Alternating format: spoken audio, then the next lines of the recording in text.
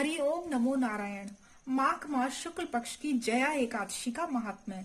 युधिष्ठिर ने पूछा, भगवान आपने माघ मास के कृष्ण पक्ष की षटतिला एकादशी का वर्णन किया, अब कृपा करके यह बताइए कि शुक्ल पक्ष में कौन सी एकादशी होती है, उसकी विधि क्या है तथा उसमें किस देवता का पूजन किया जाता है।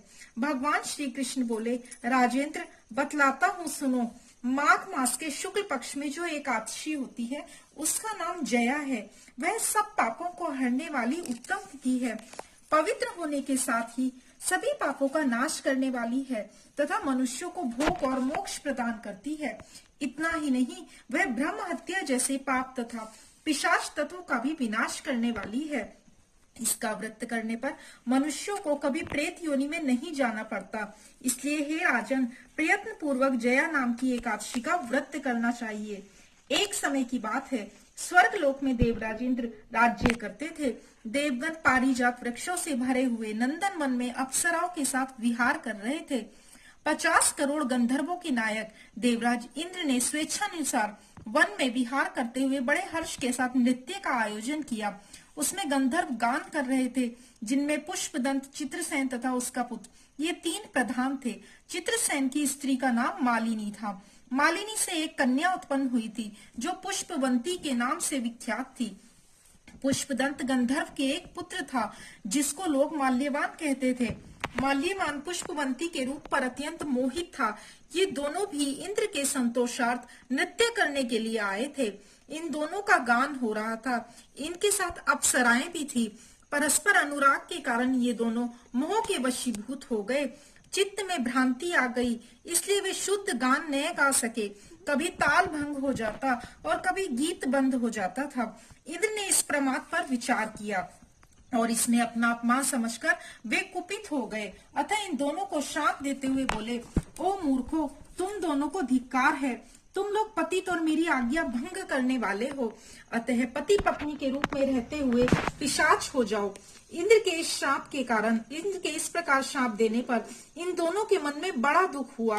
वे हिमालय पर्वत पर चले गए और पिशाच योनि को पाकर भयंकर दुख भोगने लगे। शारीरिक पातक से उत्पन्न ताप से पीड़ित होकर दोनों ही पर्वत की कंदराओं में विचरते रहते थे। एक दिन पिशाच ने अपनी पत्नी पिशाची से कहा, हमने कौन सा पाप किया है जिससे यह पिशाच योनि प्राप्त हुई है। नरक का कष्ट अत्यंत भयंकर है तथा पिशाच योनि भी बहुत दुख देने वाली है। अतः पूर्ण प्रयत्न करके पाप से बचना चाहिए। इस प्रकार चिंता मग्न होकर वे दोनों दुख के कारण सूखते जा रहे थे। देव योग से उन्हें माघ मास की एकादशी तिथि प्राप्त हो गई। जया नाम से विख्यात तिथि, जो सब तिथियों में उत्तम है, आई। उस दिन उन दोनों ने सब प्रकार के आहार का त्याग कर दिया। जल पान तक नहीं किया, किसी जीव की हिंसा नहीं की, यहाँ तक कि फल भी नहीं खाया। निरंतर दुख से युक्त होकर वे एक पीपल के समीप बैठे रहे। सूर्यास्त हो गया। उनके प्राण लेने वाली भयंकर रात उपस्थित हुई। उन्हें नींद नहीं आई। वे रति या कोई भी सुख भी नहीं पा सके। सूर्योदय हुआ। द्वादशी का दिन आया। उन पिशाचों के द्वारा जया के उत्तम व्रत का पालन हो गया। उन्होंने रात में जागरण भी किया था। उस व्रत के प्रभाव से तथा भगवान विष्णु की शक्ति से उन दोनों की पिशाचता दूर हो गई।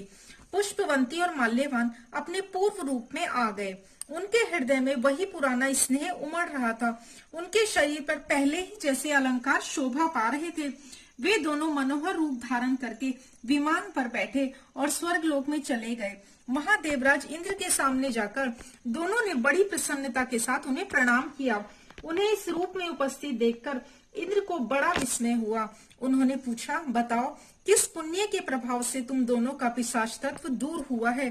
तुम मेरे शाप को प्राप्त हो चुके थे, फिर किस देवता ने तुम्हें उससे छुटकारा दिलाया है।